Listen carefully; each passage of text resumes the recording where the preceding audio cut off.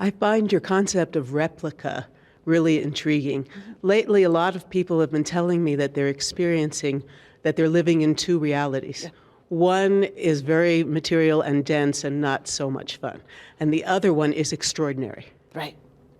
Right. What I want to say about that is, as we're making this shift from a replica of 3 and 4, and let me tell you what 3 and 4 are. I never even told you.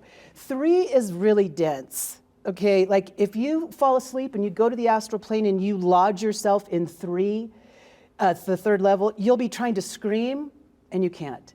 You'll be trying to punch, you can't. You'll be trying to run, Yeah, and you can't. You can't run. So that's a very dense plane.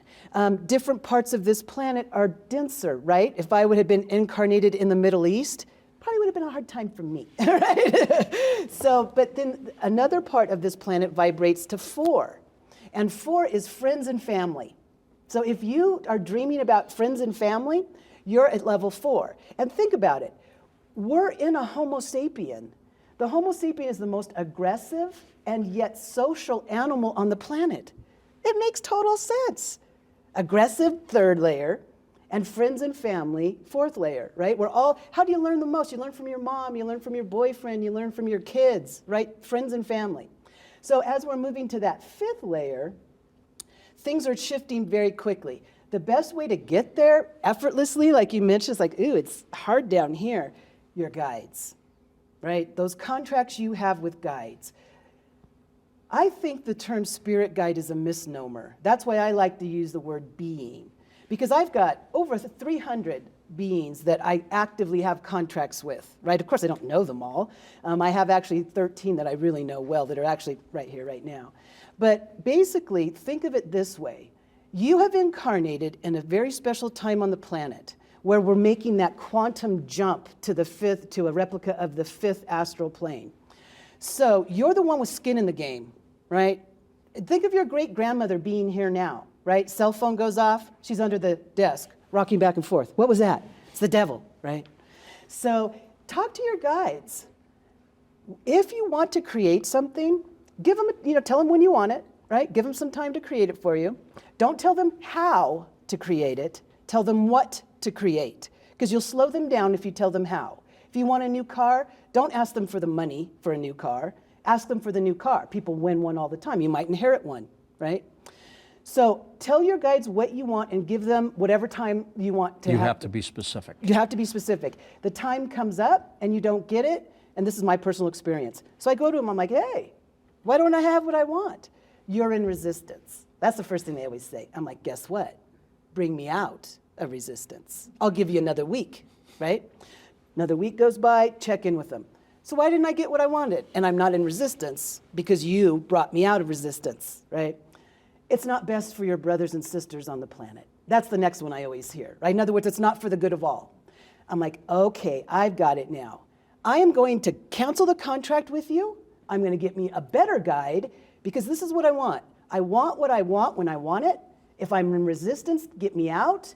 If it's not for the good of all, make me not want it. That's how to really get great guides that help you through this transition into the 5th astral plane. You're the one that when you do this, it's ouch, right? You're the one who's affected by global warming or the world economy, not them. They're just floating around. So be tough on them. Tell them what you want or you're going to get rid of them. Can greed interfere with this? Well, again, it depends on what you want to learn. Think of this. One of my students asked me, so didn't the soul who we named, or whose mother named him Hitler, didn't he get all this karma for the things that he did? Why would a soul sign those contracts to incur the karma? That was her question. It sounds like a great question, right? It's a great question.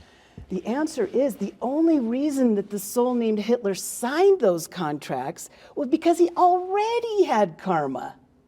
Do you see? Bad karma. Well, Didn't it's he? like this. If you run into a serial killer, you signed the contract to run into a serial killer. There wouldn't be serial killers if we wouldn't sign contracts with them.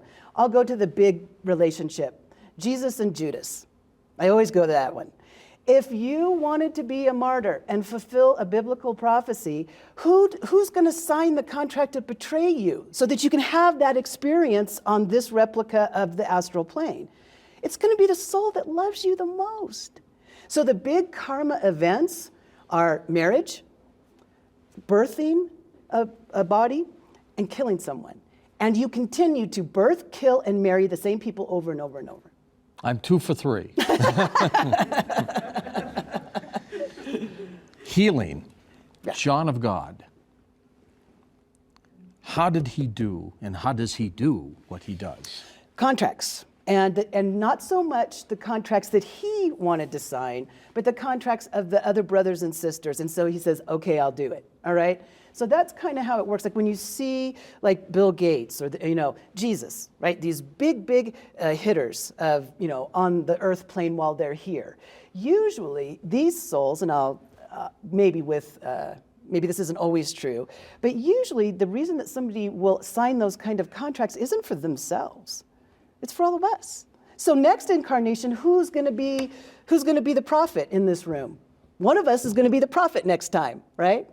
So that's how it works. It's what you owe to the other brothers and sisters on the planet that you think you can pay back this lifetime by signing the contract. What about the